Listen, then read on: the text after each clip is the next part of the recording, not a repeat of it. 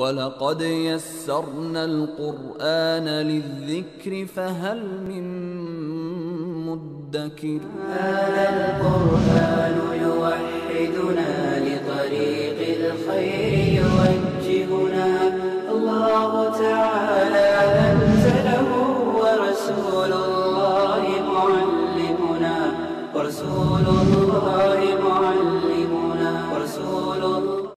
نحمده ونصلي على رسوله الكريم.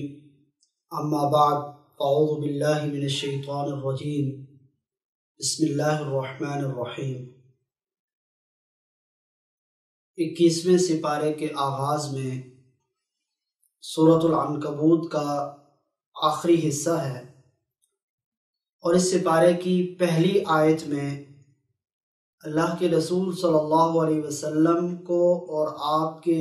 توسط سے پوری امت کو دو چیزوں کا حکم ارشاد فرمایا گیا. نمبر 1 تلاوت قرآن پاک کا، اور دوسرا نماز کی پابندی کا. اور ارشاد فرمایا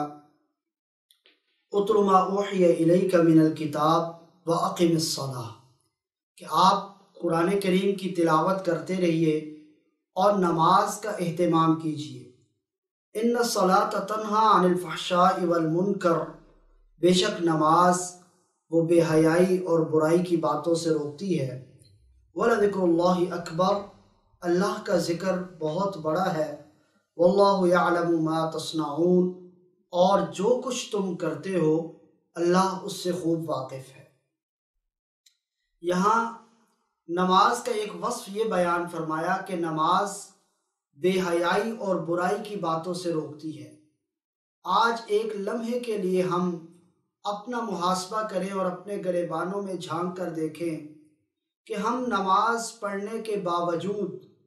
برائی اور بے حیائی کی باتوں سے باز نہیں آتے، تو کہیں خدا نخواستہ ایسا تو نہیں کہ ہماری نمازوں کے اندر کوئی کمی اور کوتاہی پائی جاتی ہے. یہ وہ نماز ہے جو خشوع اور خضوع کے ساتھ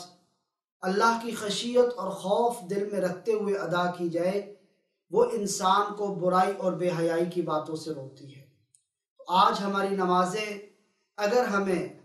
ان برائیوں سے روک نہیں رہی تو پھر ہمیں اپنا محاسبہ کرنا ہوگا اور از سر نو اپنی نمازوں کو درست کرنے کا اہتمام کرنا ہوگا. نماز اور تلاوت کا حکم دینے کے بعد آپ صلی اللہ علیہ وسلم کی صداقت کی علامت بتائی گئی کہ آپ صلی اللہ علیہ وسلم پر مشرکین یہ اعتراض کرتے تھے کہ آپ قرآن کریم اپنی طرف سے گھڑ کے لے آتے ہیں یا آپ کسی اور سے سیکھ کے آ رہے ہیں. تو قرآن کریم نے کہا کہ آپ نبی امی ہیں، آپ کو نہ لکھنا آتا ہے نہ پڑھنا آتا ہے. تو ایک ایسا شخص جسے نہ لکھنا آتا ہے نہ پڑھنا آتا ہے، وہ اتنا فصیح اور بلیغ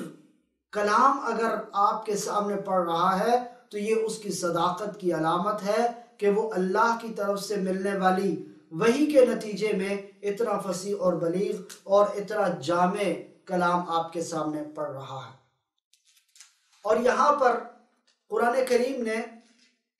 کریم کے معجزہ ہونے کا بھی تذکرہ کیا گیا، اور قرآن کریم کے سائنسی انکشافات یہ قرآن کے اعجاز پر دلیل ہیں. اگرچہ یہ دلیل شاید تو عرب کے ان بدوؤں کے لیے یا عجم کے اہل علم کے لیے اس اعتبار سے واضح نہ ہو جیسی کہ آج کے زمانے میں قرآن کریم کا یہ اعجاز بالکل واضح ہو کے سامنے آ گیا ہے. جیسے جیسے دنیا تحقیق اور جستجو اور مزید انکشافات کے میدان میں آگے جاتی جا رہی ہے، قرآن کریم کی حقانیت مزید ظاہر ہوتی چلی جا رہی ہے. اور پھر اس سورہ مبارکہ میں ایسے لوگ جو ہجرت کر کے اللہ کے حکم پر اپنے گھروں کو اور اپنے علاقوں کو چھوڑ کر دوسرے علاقوں کی طرف جا رہے تھے، تو ظاہری بات ہے کہ ہجرت کے موقع پر انسان کو اپنی معاش کی فکر ہوتی ہے کہ میں کھاؤں گا کہاں سے اور میری زندگی کا کیا بنے گا. تو قرآن کریم کی اس صورت میں مہاجرین کو تسلی دی گئی اور کہا گیا وَكَأَيٍّ مِّن دَابَّةٍ لا تحمل رزقها، ایسے بعض بے بس جانور اور جاندار جن کو اللہ باقاعدگی سے رزق عطا کرتا ہے، اللہ یرزقھا، اللہ ان کو رزق دیتا ہے، وَإِيَّاكُمْ، لہٰذا اللہ تمہیں بھی رزق دے گا، اس لیے پریشان ہونے کی ضرورت نہیں ہے۔ وَهُوَ السَّمِيعُ الْعَلِيمُ، وہ بہت زیادہ سننے والا اور جاننے والا ہے۔ اور اس سورہ مبارکہ کی آخری آیت میں بڑی خوبصورت اور جامع بات ارشاد فرمایا وَالَّذِينَ جَاهَدُوا فِينَا لَنَهْدِيَنَّهُمْ سُبُلَنَا، کہ جو ہمارے راستے میں کوشش کرتے ہیں، جہاد کرتے ہیں، اللہ کی مرضی اور منشا کے مطابق اپنی زندگیوں کو ڈھالتے ہیں، لَنَهْدِيَنَّهُمْ سُبُلَنَا، تو ہم اپنے ہدایت اور جنت والے راستے کی طرف ان کی رہنمائی کرتے ہیں۔ وَإِنَّ اللَّهَ لَمَعَ الْمُحْسِنِينَ، بے شک اللہ احسان کرنے والوں کا ہمیشہ ساتھ دیتا ہے اور ان کی مدد اور نصرت فرماتا ہے۔ اس کے بعد سورۃ الروم ہے۔ سورہ روم یہ مکی صورت ہے اور اس سورہ مبارکہ میں 60 آیات اور 6 رکوع ہیں۔ سورہ مبارکہ کے اندر چونکہ رومیوں کی فتح کا تذکرہ ہے، اس بنا پر اس کو سورۃ الروم کہا گیا ہے۔ اس سورہ مبارکہ میں ایک پیشن گوئی کی گئی کہ روم اور فارس جو اس زمانے کی دو بڑی طاقتیں تھیں اور ان کا ہمیشہ سے آپس میں ٹاکرا رہتا تھا، تو مشرکین مکہ چونکہ مشرک تھے، بتوں کی پوجا کیا کرتے تھے، اور اہل فارس وہ بھی آگ کی پرستش کیا کرتے تھے، تو مذہب کے اندر یکسانیت کی بنا پر اہل مکہ اور مشرکین کا جو رجحان اور جھکاؤ تھا وہ اہل فارس کی طرف تھا، جبکہ رومی جو تھے وہ اہل کتاب تھے۔ تو مسلمان چونکہ ایک آسمانی مذہب کے اوپر بلیو کرنے والے اور اعتقاد رکھنے والے تھے، اس بنا پر مسلمانوں کی ہمدردیاں وہ اہل روم کے ساتھ تھیں۔ تو چنانچہ فارس کو اس زمانے میں مسلسل فتوحات ہوتی چلی جا رہی تھی اور رومی وہ سمٹتے سمٹتے بہت حد تک سمٹ چکے تھے اور مسلسل ان کو شکست کا سامنا تھا۔ ایسے حالات میں اور ایسے تناظر میں قرآن کریم نے ایک پیشن گوئی کی اور کہا کہ غلبت الروم فی ادنی الارض وہم من بعد غلبہم سیغلبون، کہ رومی ابھی تو مغلوب ہو رہے ہیں لیکن ان قریب رومیوں کو غلبہ اللہ نصیب فرمائیں گے اور وہ فارسیوں کے اوپر فاتح بن کر دنیا کے سامنے ابھریں گے۔ قرآن کریم نے یہ پیشن گوئی ایسے حالات میں کی کہ ان حالات کا کوئی بھی جائزہ کرنے والا اس پیشن گوئی کے اوپر یقین کرنے کو تیار نہیں تھا۔ جب یہ آیات نازل ہوئی تو مشرکین مکہ اور کفار نے ایک طوفان بدتمیزی کھڑا کر دیا اور کہا کہ یہ قرآن کریم اور نعوذ باللہ محمد صلی اللہ علیہ وسلم کیسی باتیں کر رہے ہیں، یہ تو پاسبل ہی نہیں ہے۔ لیکن صرف 9 سال کے عرصے میں اللہ نے دنیا والوں کو دکھا دیا اور اللہ نے رومیوں کو دوبارہ فتح نصیب فرمائی، غلبہ نصیب فرمایا، اور قرآن کریم کی یہ پیشن گوئی حرف بحرف سچی ثابت ہوئی، جو قرآن کریم کی حقانیت کی اور جناب نبی کریم صلی اللہ علیہ وسلم کی صداقت کی واضح دلیل ہے۔ تو قرآن کریم کی اس آیت میں رومیوں کے غلبے کی خوشخبری سنائی گئی، اور اس کے بعد اس سورہ مبارکہ میں 2 گروہوں کا تذکرہ کیا گیا، ایک جسے حزب الرحمن کہا جاتا ہے اور دوسرا وہ جسے حزب الشیطان کہا جاتا ہے، یعنی رحمان کا گروہ اور شیطان کا گروہ۔ رحمان کے گروہ کے بارے میں بتایا کہ یہ اہل ایمان، ان کو جنت میں جگہ دی جائے گی، جبکہ شیطان کا گروہ جو ہے اس کے بارے میں فرمایا کہ ان کو عذاب میں ڈال دیا جائے گا۔ اور پھر اس سورہ مبارکہ میں اللہ رب العزت کی عظمت کے کچھ دلائل بیان کیے گئے، تقریباً 7 دلائل اس سورہ مبارکہ میں جو اللہ کی عظمت اور بڑائی کے اوپر دلالت کرتے ہیں۔ ان میں سے پہلی دلیل یہ دی، یخرج الحی من المیت ویخرج المیت من الحی ویحیی الارض بعد موتها وکذلک تخرجون، کہ اللہ کی قدرت ہے کہ وہ مردہ چیزوں سے زندہ کو پیدا کرتا ہے اور زندہ چیزوں سے مردہ کو پیدا کرتا ہے، مرغی سے انڈے کو اور انڈے سے چوزے کو بناتا ہے۔ یہ اس رب کی شان ہے، اس کے علاوہ کائنات میں کوئی ہستی، کوئی ذات، کوئی بھی شخص اس چیز کی سکت نہیں رکھتا کہ وہ اللہ کی بنائی ہوئی تخلیقات میں سے ایک مچھر کے پر کے برابر بھی کوئی چیز بنا سکے۔ اور دوسری دلیل یہاں پر یہ دی گئی وَمِنْ آیَاتِهِ أَنْ خَلَقَكُم مِّن تُرَابٍ، کہ اللہ کی نشانیوں میں سے یہ ہے کہ اس نے انسان کو بے جان مٹی سے پیدا کیا، اور یہ انسان جو بے جان مٹی سے پیدا ہوا اللہ کی قدرت سے پوری کائنات کے اندر کیسے کیسے مظاہر اور کیسی کیسی چیزوں کے وجود میں آنے کا سبب بن رہا ہے، یہ اس اللہ کی قدرت ہے، اس کے علاوہ کسی کی کوئی طاقت اور قدرت نہیں ہے۔ اور تیسری دلیل اس سورہ مبارکہ میں دی وَمِنْ آيَاتِهِ أَنْ خَلَقَ لَكُم مِّنْ أَنفُسِكُمْ أَزْوَاجًا لِتَسْكُنُوا إِلَيْهَا، کہ اس نے میاں بیوی کی صورت میں جوڑے جوڑے بنائے اور ان کے درمیان ایسی محبت ڈال دی کہ یوں محسوس ہوتا ہے کہ دونوں ایک ہی جسم کا حصہ ہیں۔ اللہ نے ایسے ان کے درمیان محبت ڈال دی، بسا اوقات ان کے تعلق سے پہلے آپس کا تعارف بھی نہیں ہوتا، ایک دوسرے کو دیکھا ہوا بھی نہیں ہوتا، لیکن قرآن کہتا ہے لِتَسْكُنُوا إِلَيْهَا وَجَعَلَ بَيْنَكُمْ مَوَدَّةً وَرَحْمَةً إِنَّ فِي ذَلِكَ لَآيَاتٍ لِقَوْمٍ يَتَفَكَّرُونَ، یہ ایک دوسرے کے لیے اطمینان کا، سکونت کا، راحت، چین اور سکون کا باعث بنتے ہیں، یہ اللہ کی نشانیوں میں سے ایک نشانی ہے۔ اور اگلی نشانی وَمِنْ آيَاتِهِ خَلْقُ السَّمَاوَاتِ وَالْأَرْضِ وَاخْتِلَافُ أَلْسِنَتِكُمْ وَأَلْوَانِكُمْ، اس نے آسمان اور زمین کا نظام بنایا اور پھر انسانوں میں سے ان کی مختلف زبانیں، ان کی مختلف رنگ، ان کی مختلف نسلیں، اور وہ سارے ایک معاشرے میں، ایک سوسائٹی میں رہ رہے ہیں اور دنیا کے اندر تغیر اور تبدیلی کا سبب بن رہے ہیں، یہ بھی اس اللہ کی قدرت ہے، اس کے علاوہ کسی کے اختیار میں نہیں ہے۔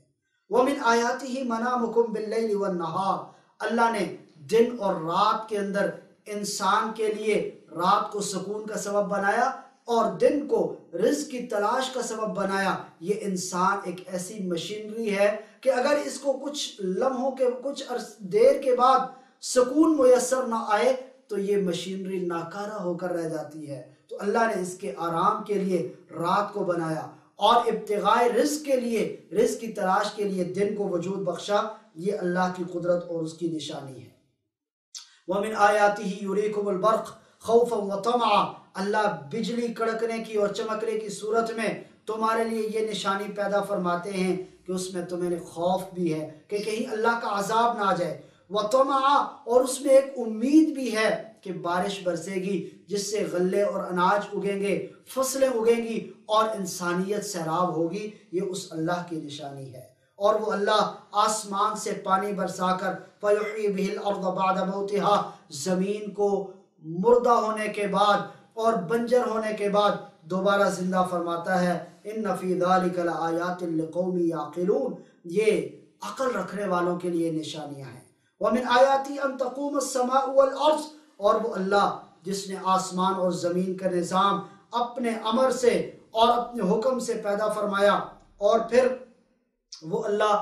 دوبارہ زندہ بھی کرے گا۔ وَهُوَ الَّذِي يَبْدَأُ الْخَلْقَ ثُمَّ يُعِيدُهُ، جس نے پہلی مرتبہ پیدا کیا وہ دوبارہ بھی زندہ کرنے پر قادر ہے۔ اور مشرکین کے اس نظریے کی تردید کی کہ ہم اب جب مر چکے، ہڈیاں ہڈیاں ہو چکے اور مٹی میں مل چکے، اب دوبارہ ہمیں وجود نہیں ملے گا، قرآن کریم نے کہا وَهُوَ الَّذِي يَبْدَأُ الْخَلْقَ ثُمَّ يُعِيدُهُ، جس اللہ نے تمہیں پہلی مرتبہ پیدا کیا وہ اللہ دوبارہ بھی تمہیں زندہ کرنے کے اوپر قادر ہے۔ اور پھر اس سورہ مبارکہ میں ارشاد فرمایا ظَهَرَ الْفَسَادُ فِي الْبَرِّ وَالْبَحْرِ بِمَا كَسَبَتْ أَيْدِي النَّاسِ، کہ روئے زمین پر جو فساد برپا ہوتا ہے وہ انسان کی اپنی بدعمالیوں کا نتیجہ ہوتا ہے۔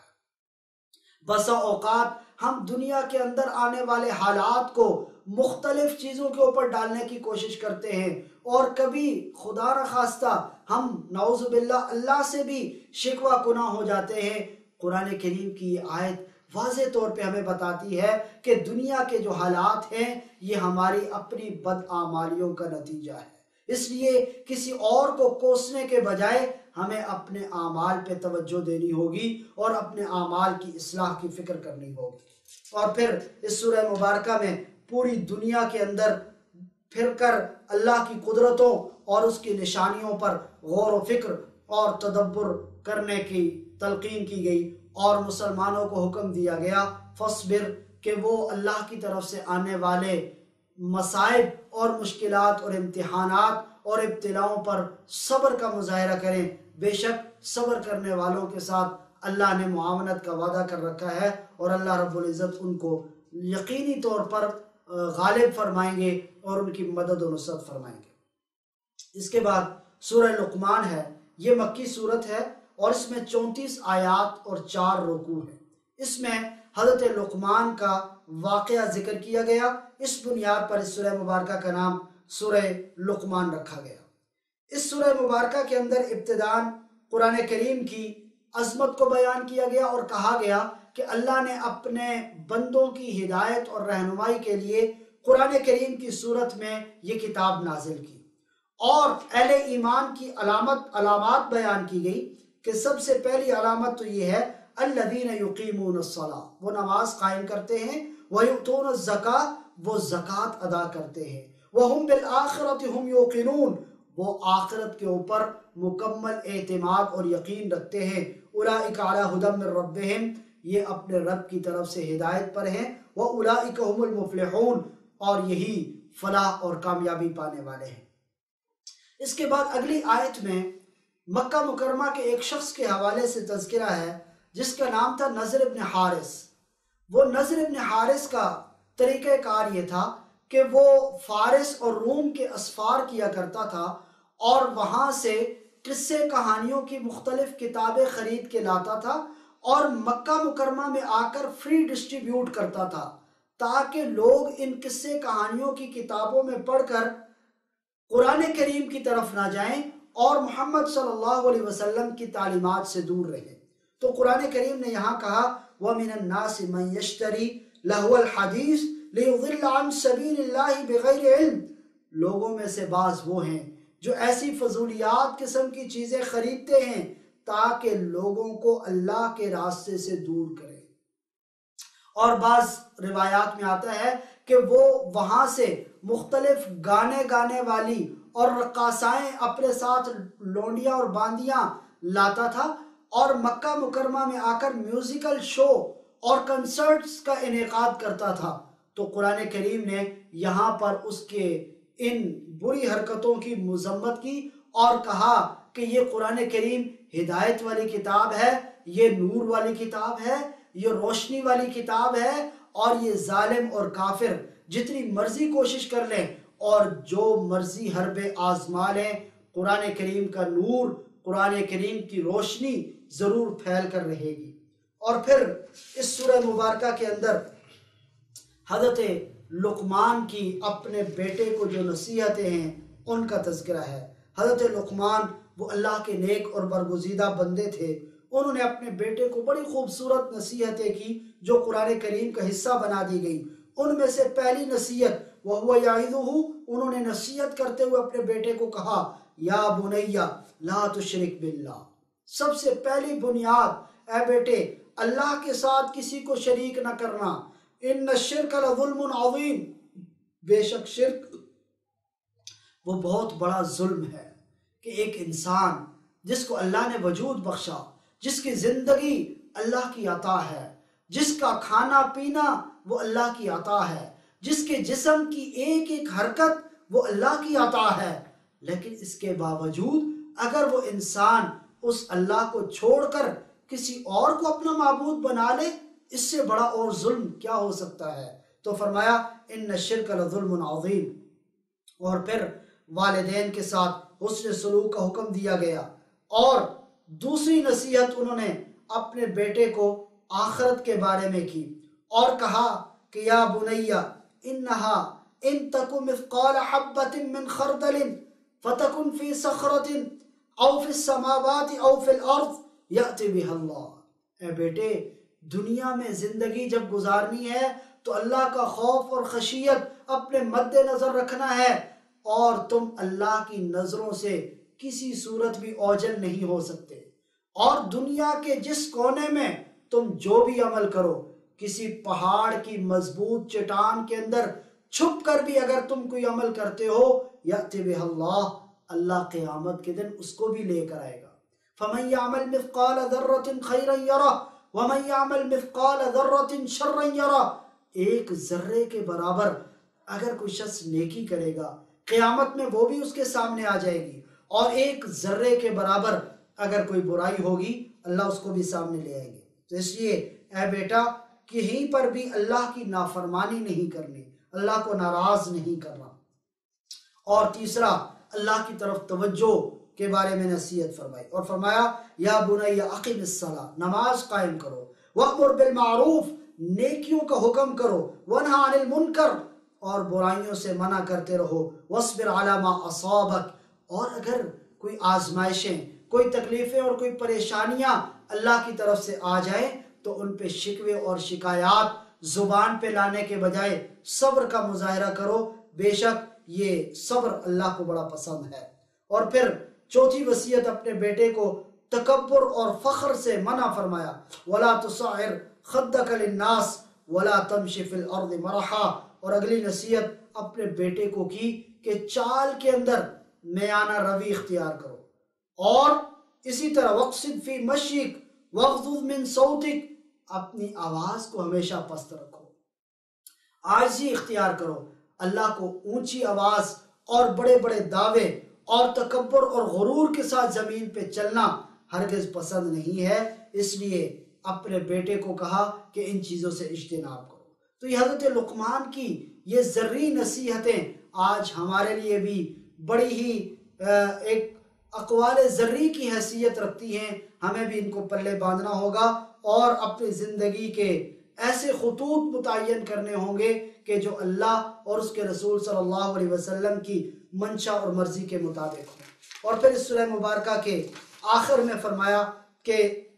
4 چیزیں ایسی ہیں کہ جن کا علم اللہ کے سوا کسی کو نہیں ہے، اور وہ کیا ہے؟ ان اللہ عندہ علم الساعہ، قیامت کب آئے گی اس کا علم صرف اللہ کو ہے، اور وَيُنَزِّلُ الْغَيْثَ، بارش کہاں اور کتنی برسے گی اس کا علم صرف اللہ کو ہے، اللہ کے علاوہ کسی کو معلوم نہیں۔ وَيَعْلَمُ مَا فِي الْأَرْحَامِ، اور ماں کے پیٹ میں بچہ کن اوصاف کا حامل ہوگا یہ صرف اللہ کو معلوم ہے، شقی ہوگا سعید ہوگا، نیک ہوگا بدبخت ہوگا، اور کتنی عمر جیے گا یہ صرف اللہ کو معلوم ہے، اللہ کے علاوہ کسی کو معلوم نہیں۔ وَمَا تَدْرِي نَفْسٌ مَاذَا تَكْسِبُ غَدًا، اور کل انسان کے ساتھ کیا حادثات، فیوچر میں انسان کے ساتھ کیا کیا معاملات پیش آئیں گے یہ صرف اللہ کو معلوم ہے۔ وَمَا تَدْرِي نَفْسٌ بِأَيِّ أَرْضٍ تَمُوتُ، اور انسان نے کہاں اور کب مرنا ہے اس کا علم بھی صرف اللہ کو ہے، اللہ کے علاوہ کسی کو معلوم نہیں۔ اس کے بعد سورہ سجدہ ہے۔ سورہ سجدہ یہ مکی صورت ہے اور اس میں 30 آیات اور 3 رکوع ہیں۔ اس سورہ مبارکہ کے آغاز میں بھی اللہ نے قرآن کریم کی عظمت کو بیان کیا، اور اس کے بعد اپنی قدرت کے دلائل بیان کیے جو اللہ کی وحدانیت کے اوپر اور اللہ کی توحید کے اوپر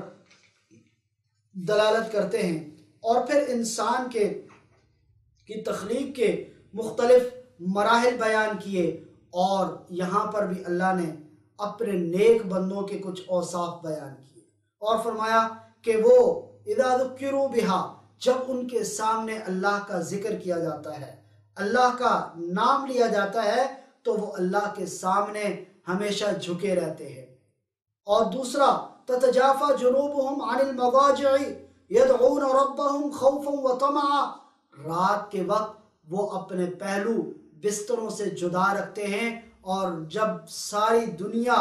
نیند کے مزے لے رہی ہوتی ہے اللہ کے نیک اور برگزیدہ لوگ اپنے رب کے حضور جھک کر اس کو راضی کرنے کی کوشش کر رہے ہوتے ہیں۔ اور تیسرا وہ اپنے رب سے ڈرتے ہیں اور اپنے رب کی رحمت کی امید رکھتے ہیں۔ ایسے لوگ ہی ہیں کہ جن کے لیے اللہ نے آخرت کی نعمتیں جنت کی صورت میں تیار کر رکھی ہیں، اور ان کا ٹھکانہ جنت ہوگا۔ اس کے بعد سورۃ الاحزاب ہے۔ سورہ احزاب یہ مدنی صورت ہے، اس میں 73 آیات اور 9 رکوع ہیں۔ احزاب کا معنی مختلف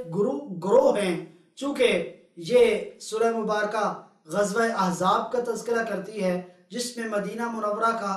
بہت ساری قوموں نے اور لشکروں نے مدینہ منورہ کا محاصرہ کر لیا تھا، جس کو غزوہ احزاب کہا جاتا ہے، اور غزوہ خندق بھی اسے کہا جاتا ہے، چونکہ حضرت سلمان فارسی رضی اللہ تعالیٰ عنہ کے مشورے پر مدینہ منورہ سے باہر خندق کھودنے کا فیصلہ کیا گیا تھا۔ اس بنیاد پر اس سورہ مبارکہ کا نام سورہ احزاب رکھا گیا۔ اس میں اجتماعی آداب کا تذکرہ ہے اور اسی طرح تشریعی احکامات کا اور کچھ غزوات کا یہاں پر ذکر فرمایا گیا۔ ابتدائی آیات میں اپنے نبی صلی اللہ علیہ وسلم کو اللہ نے 4 باتوں کا حکم ارشاد فرمایا، اور آپ صلی اللہ علیہ وسلم کے توسط سے پوری امت کو یہ 4 احکامات دیے گئے۔ یا ایھا النبی اتق اللہ، سب سے پہلی بات اے نبی اللہ سے ڈرتے رہے، اللہ کا خوف، خشیت اور ڈر اپنے دلوں میں پیدا کیجیے۔ دوسرا وَلَا تُطِعِ الْكَافِرِينَ وَالْمُنَافِقِينَ، کافروں اور منافقوں کی اتباع اور اطاعت مت کیجیے، ان کی باتوں میں مت آئیے اور ان کی خواہشات کے اوپر مت چلیے۔ اور تیسرا وَاتَّبِعْ مَا يُوحَىٰ إِلَيْكَ مِن رَبِّكَ، آپ کے رب آپ کی طرف جو وحی کرتے ہیں اس کی پیروی کیجیے، اس کی اتباع کیجیے۔ اور چوتھی چیز وَتَوَكَّلْ عَلَى اللَّهِ، اپنے رب پر اعتماد اور بھروسہ رکھے، وَكَفَىٰ بِاللَّهِ وَكِيلًا، وہ اللہ آپ کی کفایت کرنے والا ہے، آپ کی معاونت کرنے والا ہے، آپ کی مدد اور نصرت کرنے والا ہے۔ یہاں پر اس کے بعد مشرکین کے ایک نظریے کی تردید کی۔ ان کا نظریہ یہ تھا کہ کچھ لوگ ایسے ہوتے ہیں کہ ان کے سینے میں 2 دل ہوتے ہیں، تو قرآن کریم نے اس نظریے کی تردید کرتے ہوئے کہا ما جعل اللہ لرجل من قلبین فی جوفہ، اللہ نے کسی انسان کے سینے میں 2 دل نہیں رکھے، یعنی ایک دل تو کفر کی طرف مائل ہو اور دوسرا دل اسلام کی طرف مائل ہو، ایسا نہیں ہو سکتا۔ یا تو وہ توحید پہ، اسلام پہ قائم ہوگا، یا کفر کی طرف مائل اور کفر کے اوپر قائم ہوگا۔ ان کے درمیان کا جو درجہ نفاق کا کافروں نے نکال رکھا تھا، قرآن کریم نے اس واضح آیت میں اس کا کلا کما کر کے رکھ دیا اور کہا کہ صرف نظریہ اگر ہے تو وہ اسلام کا نظریہ ہے، وہ توحید کا نظریہ ہے، اس کے علاوہ جو بھی بات ہے وہ کفر ہے، وہ نفاق ہے، اور وہ سب ایک پلڑے میں ہیں، وہ کبھی بھی اسلام سے مطابقت نہیں رکھتے۔ اور پھر اس سورہ مبارکہ میں غزوہ احزاب کا ذکر کیا گیا۔ شوال 5 ہجری میں یہ غزوہ پیش آیا، جب مشرکین کے تقریباً 10 سے 15,000 جنگجوؤں نے مدینہ منورہ کا محاصرہ کر لیا، اور پھر مدینہ منورہ کے جو یہودی قبائل تھے، جن کو بنو نذیر اور بنو قریظہ کہا جاتا ہے، انہوں نے بھی ان کافروں کی معاونت کی، اور مسلمان اس غزوے میں صرف 3,000 تھے۔ اس غزوے کے اندر اللہ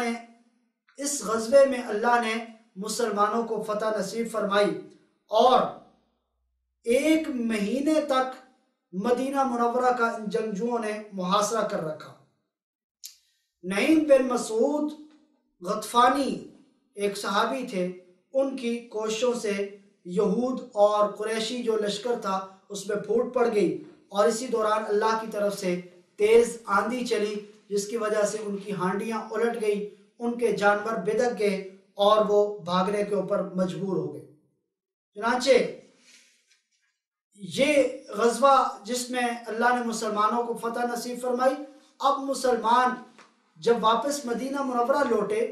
تو یہود بنو قریظہ پر ان کی غداری کی وجہ سے ان کا محاصرہ کر لیا، اور ان کو بھی مدینہ منورہ سے باہر نکلنے کے اوپر مجبور کر دیا۔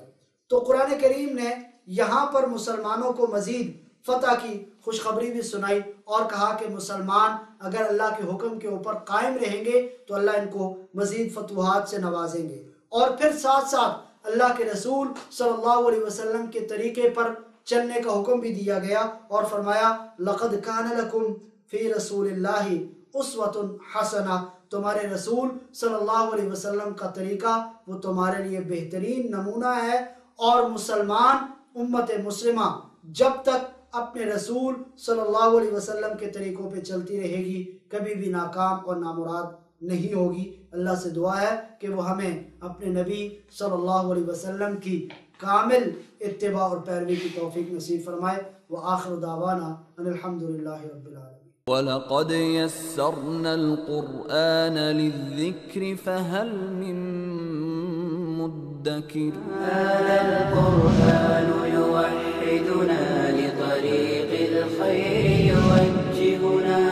अल्लाहु तआला